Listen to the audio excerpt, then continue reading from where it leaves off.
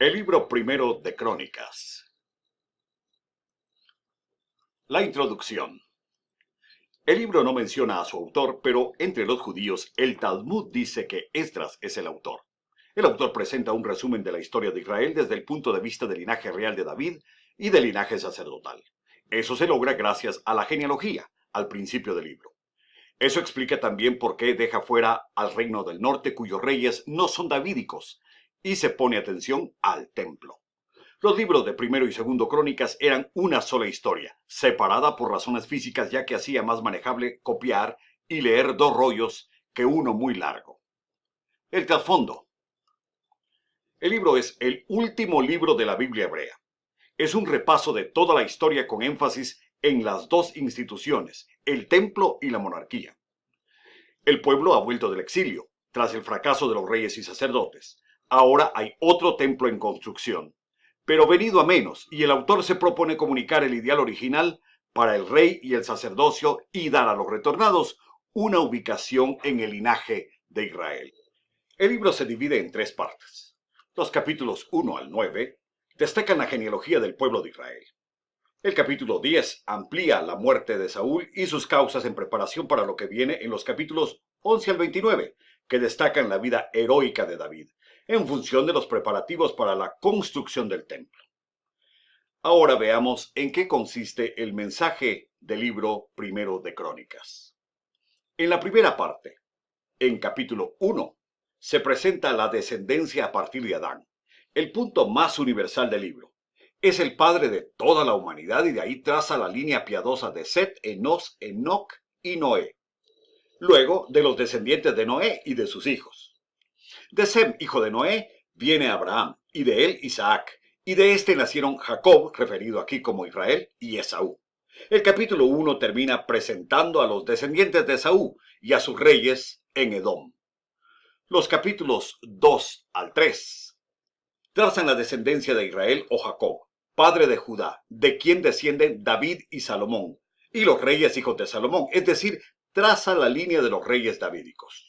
Los capítulos 4 al 5 trazan la descendencia de Rubén, Simeón, Gad y Manasés. El capítulo 6 es importante para el servicio en el templo, ya que contiene la genealogía de Leví, de los cantores del templo nombrados por David y de la casa de Aarón. Los capítulos 7 al 8 trazan la línea de Isaacar, Benjamín, Neftalí, Efraín y Aser. De Benjamín viene Saúl, a quien se menciona en la genealogía.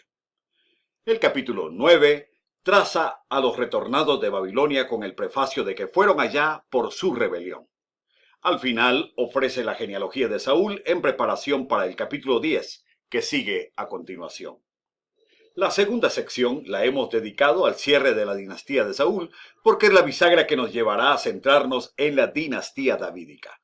Nos lleva al momento más trágico de la historia de Israel, a la muerte de Saúl, su primer rey, para luego cerrar el capítulo de su dinastía de manera definitiva. La idea del libro es rescatar el linaje de los reyes davídicos y no de los descendientes de Saúl. Por eso en los primeros dos versículos del capítulo 10 se mencionan los filisteos y cómo terminaron con Saúl y su casa. En los versículos siguientes, como un lente de aumento, se presentan los últimos momentos de la vida de Saúl, su entierro y el luto que sobrevino tras la tragedia. El cronista deja claro que esta muerte se debió a la rebelión, la prevaricación, la desobediencia de Saúl al no guardar la palabra de Jehová y por consultar a una adivina y no a Jehová. Se dice que Dios cortó la vida de Saúl y traspasó su reino a David. Ahora está listo el escenario para el resto del libro. La tercera sección contiene los capítulos 11 al 12. La unción de David como rey. Tras la muerte de Saúl, el pueblo apoya a David como rey. Él asciende a Jerusalén y la conquista para establecer su capital ahí. David forma un ejército en preparación para una carrera militar.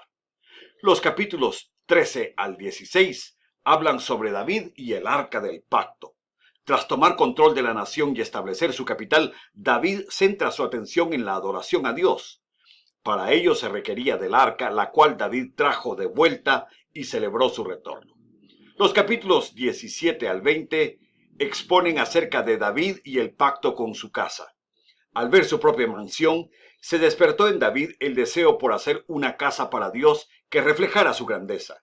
En lugar de eso, Dios confirma la casa o la dinastía de David y autoriza que a su tiempo le haga un templo. En los capítulos 21 al 27 se elabora sobre David y el templo. David recibe instrucción para ofrecer sacrificio y en el sitio en donde se ofrece el sacrificio será el lugar donde se construirá el templo. Al final, David ordena los preparativos de los funcionarios y de la construcción.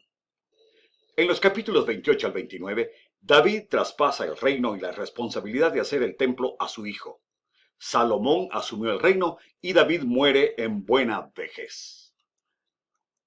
El tema del libro es que el nuevo principio en la tierra requiere todo el compromiso. Dios usa el ejemplo de David para demostrar la fidelidad que Dios requiere ahora que se construye el segundo templo.